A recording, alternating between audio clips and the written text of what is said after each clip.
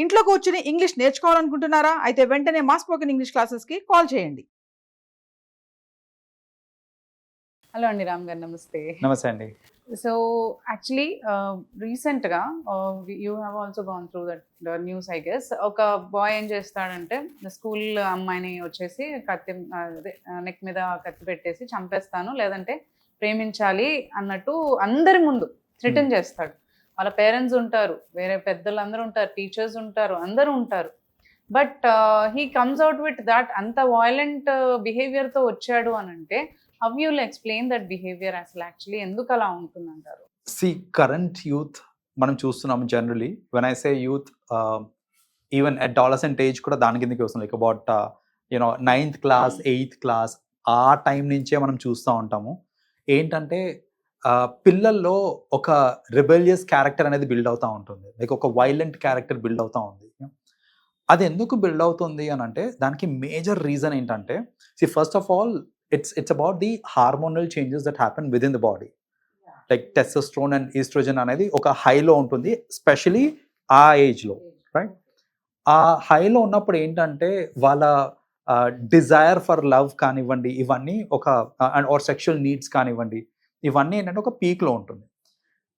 ఇలా ఉన్నప్పుడు ఏంటంటే they want it at any cost అని. ఏదైనా కానివ్వండి, it is when I say there desires, it is just not desire for love or sex, it can be desire for anything. అంటే కావాలంటే ఇది కావాలి, అబ్సల్యూట్లీ. ఇప్పుడు నాకు ఒక బైక్, నాకు చాలా ఇష్టం బైక్, నాకు ఆ బైక్ కావాల్సిందే. నాకు ఒక కార్ ఇష్టం, నాకు ఆ కార్ కావాల్సిందే. దానికోసం నేను ఏమన్నా చేయడానికి రెడీ ఉన్నా. అలాంటి మెంటాలిటీ, ఇప్పుడు దానికోసం నేను ఏమన్నా చేయడానికి రెడీ ఉన్నా అనే మెంటాలిటీ డెవలప్ అయ్యే ఫేజ్ ఆఫ్ లైఫ్ అది. సో అక్కడ ఏమవుతుంది అని అంటే, నాకు ఒక అమ్మాయి నచ్చింది, specially you know as a said sexual hormones హైలో ఉన్నప్పుడు ఏంటంటే నాకు ఒక అమ్మాయి నచ్చింది. ఎట్టి పరిస్థితుల్లో నాకు ఇప్పుడు ఈ అమ్మాయి కావాల్సిందే. ఇంప్లికేషన్స్, కాన్సిక్వెన్సెస్ ఆలోచించే ఏజ్ కాదు అది. అంటే అంటే సొసైటీ ఏమంటున్నారు, అసలు పేరెంట్స్ గురించి భయం ఉండదంట. Nothing, absolutely. నాకు కావాల్సిందే ఆ అమ్మాయి. ఇప్పుడు నేను ఇప్పుడు ఫస్ట్ ఆఫ్ ఆల్ నాకు ఆ అమ్మాయికి ఫ్యూచర్లో లైఫ్ కుదురుతుందా, వాళ్ళ ఏం ఆలోచించరు. లైక్ ఇప్పుడు వాళ్ళ ఫ్యామిలీ ఏంటి, నా ఫ్యామిలీ ఏంటి, వాళ్ళ స్టేటస్ ఏంటి, నా స్టేటస్ ఏంటి, నా ఫినాన్షియల్ పొజిషన్ ఏంటి, ఇవన్నీ ఏముండవండి. ఏంటంటే నాకు ఆ అమ్మాయితోనే love, you know I want that girl, I need her, అంతే. సో అలాంటి ఒక సైకలాజికల్ స్టేట్లో ఉన్నప్పుడు ఏంటంటే టూ రెబెలియస్గా తయారవుతారన్నమాట వాళ్ళు. సో ఇప్పుడు ఈ కేసులో, మీరు చెప్పిన కేసులో కూడా చూసుకుంటే, ఆ అబ్బాయి ఉన్న ఏజ్కి వాడు అలా బిహేవ్ చేయడం అనేది ఆశ్చర్యం కానే కాదు చెప్పాలంటే. సో అందరి ముందు నాకు ఈ అమ్మాయి అంటే, ఇంకోటి ఏంటంటే అలా చేయటం వల్ల చాలామంది యూత్ ఒక మిస్కన్సెప్షన్లో ఉంటారు. ఏంటంటే they think it is heroism, right? So ఏంటంటే ఎస్, మనం వైలెంట్ బిహేవియర్ అని అనుకుంటున్నాము, కానీ వాళ్ళ పర్స్పెక్టివ్లో ఏంటంటే అది హీరోయిజం. నేను అందరి ముందు ఇట్లా గొప్పగా చెప్పుకుంటారు ఫ్రెండ్స్ దగ్గరికి వెళ్ళి, అరే నీకు తెలుసా నేను ఏం చేసాను, వాళ్ళ అమ్మాయి ముందరనే నేను చెప్పినా నాకు నీ పిల్ల కావాలనేసి. అట్లా అంటే they think that it is heroic behaviour. ఎందుకు వచ్చింది అట్లా అని అంటే మూవీస్. ఇప్పుడు మూవీస్లో చూడండి, అంటే ఒక not all movies, but there are some movies where in, ఇప్పుడు నాకు ఒక అమ్మాయి నచ్చింది అంటే ఆ అమ్మాయి కోసం నేను ఏమైనా చేయడానికి రెడీ ఉన్నా. అండ్ అది పబ్లిక్లో అన్నా కానివ్వండి, ఎవరి ముందు ఏం చేస్తున్నా డజంట్ మ్యాటర్. మనకి కొన్ని డైలాగ్స్ కూడా ఉంటాయి, అంటే కమిషనర్ కూతురికి మొగులు రారా అలాంటి. అంటే ఐ మీన్ ఒక ఎంటర్టైన్మెంట్ పర్స్పెక్టివ్లో అది okay, I'm not even blaming movies for it. కానీ దాన్ని తీసుకునే విధానం కరెక్ట్గా తీసుకోవట్లేదు యంగర్ జనరేషన్. సో అదేంటంటే వాళ్ళది ఒక హీరోయిక్ బిహేవియర్ అనుకుంటారు. ఇప్పుడు హీరో నలుగురిని కొడతాడండి, నలుగురిని కొట్టంగానే మనకు ఆ సినిమాలో ఏంటంటే అదే ఒక హీరోయిక్ బిహేవియర్. బట్ మీరు సొసైటీలో పబ్లిక్లో నలుగురిని కొట్టారంటే యు ఆర్ రౌడీ, రైట్?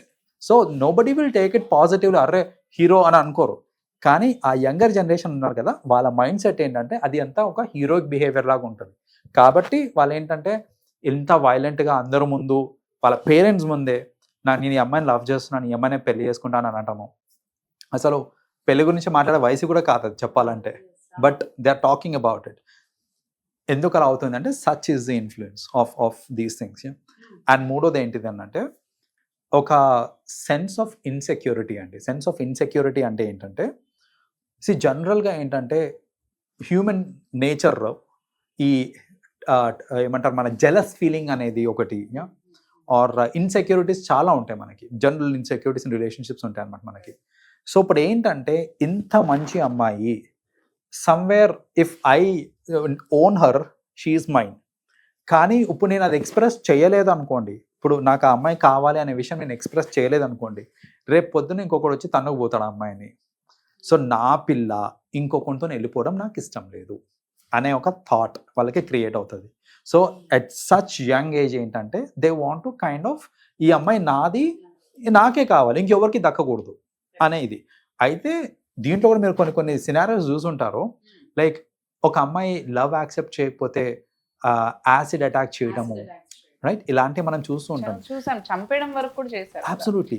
కాలేజ్లలోకి వెళ్ళి స్కూల్స్ లోకి వెళ్ళి గర్ల్స్ ని చంపేసేస్తూ చూడండి, ఇది చంపేయటము, యాసిడ్ అటాక్ చేయటము, ఇవన్నిటికీ ఆ బ్యాక్గ్రౌండ్ థాట్ ఏముంటుంది అని అంటే నాకు దక్కట్లేదు కదా, ఎవరికి దక్కదు. As simple. ఈ అమ్మాయి నాకు దక్కలేదు అంటే ఇంకెవరికి దక్కదు. ఇది ఒక కైండ్ ఆఫ్ సైకలాజికల్ డిజార్డర్ అంటారా?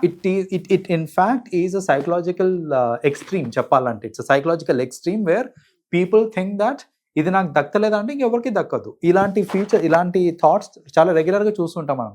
ఎట్లా అంటే కొంచెం ఉంటే ఓకే, ఎక్స్ట్రీమ్ అవుతే ఇలాంటి వైలెంట్ బిహేవియర్ కి దారి తీస్తాయి.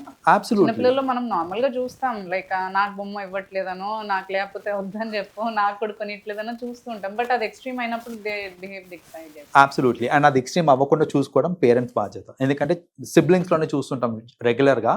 ఏంటంటే సపోజ్ ఇప్పుడు యునో ఒక చపాతీ మిగిలింది, లైక్ ఆ chapati both brother and both brothers basically వాళ్ళు కొట్టుకుంటున్నారు ఆ ఒక చపాతీ కోసం. జనరల్గా అందులో ఒక బ్రదర్ ఇలా చేశాడు అనుకోండి, అంటే వాడు తినట్లేదు, వీడికి కూడా దక్కద్దు అనేసి దాన్ని డస్ట్బిన్ లో పాడేయడము, ఇలాంటివి చూస్తుంటాం మనం, సిబ్లింగ్స్ లో అవుతూ ఉంటాయి.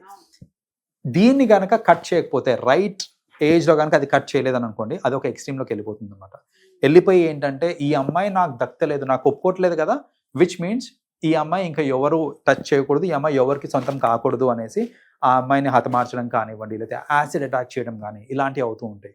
సో ఈ సైకలాజికల్ ఎక్స్ట్రీమ్స్లోకి వెళ్లకుండా ఉండాలి అని అంటే ఖచ్చితంగా we have to make sure that పిల్లలు పెరిగే టైంలోనే అసలు వాళ్ళ యాక్టివిటీస్ ఏంటి, వాళ్ళు ఎట్లా బిహేవ్ చేస్తున్నారు, ఆ బిహేవియరల్ కరెక్షన్స్ అనేది right at the young age చేయడం చాలా ఇంపార్టెంట్. యంగ్ ఏజ్లో బిహేవియరల్ కరెక్షన్స్ చేయట్లేదు అని అంటే కొంచెం అడాలసెంట్ ఏజ్కి వచ్చిన తర్వాత, లేకపోతే ఇంకా పెద్ద అయిన తర్వాత ఇలాంటి వాళ్ళు ఏంటంటే సొసైటీలో ఒక ఈవిల్ ఫార్మ్స్ లాగా ఫామ్ అవుతూ ఉంటారు. Like they become the disturbance of the society. So it's a parents responsibility to get the kids, అంటే ఆ పిల్లల్ని మాకు మంచి దారిలో వాళ్ళు గైడ్ చేయడం అనేది ఇంపార్టెంట్ అంటారు. ఖచ్చితంగా. అది గైడ్ చేయడం ఒకటి ఇంపార్టెంట్, వాళ్ళ బిహేవియరల్ అబ్జర్వేషన్ కూడా చాలా ఇంపార్టెంట్. మనం ఇంత బిజీ లైఫ్ లో పెరుగుతున్నారని వదిలేయకుండా లేకపోతే తర్వాత కొందరు ఏంటంటే దానిలో ఆనందం కూడా పొందుతుంటారు అనమాట. ఏంటంటే వీడు ఎంత స్టబర్న్ ఉన్నాడో, మొండి పట్టు వీడిది అని దాంట్లో ఆనందం తీసుకుంటూ ఉంటారు. అరే stubbornness to an extent at the right context is important. అంతేగాని ఆ స్టబర్నెస్ వల్ల వాళ్ళు చేసే యాక్టివిటీస్ ఏంటి, అది రైట్ ఆర్ రాంగ్ కూడా చూడడం ఇంపార్టెంట్. సో ఇలాంటి ఏంటంటే మనం వాళ్ళు చేసే ఏ పనన్నా సరే దాని యొక్క కాన్సిక్వెన్స్ ఎలా ఉంటుందని ముందే గ్రహించి వాళ్ళ అబ్జర్వేషన్, అంటే వాళ్ళ బిహేవియర్ని రెగ్యులర్గా అబ్జర్వ్ చేసి ఎక్కడన్నా సరే కొంచెం వాళ్ళకి నెగటివ్ బిహేవియర్ కనిపిస్తుంది అని అంటే కనుక ఇమ్మీడియట్లీ కరెక్షన్ ఈజ్ ఇంపార్టెంట్ అండి. ఆ టైంలో కరెక్షన్ చేయలేదంటే మాత్రం ఖచ్చితంగా ఫ్యూచర్లో బాధపడాల్సింది. Exactly. Well said. Thank you so much అండి. You welcome.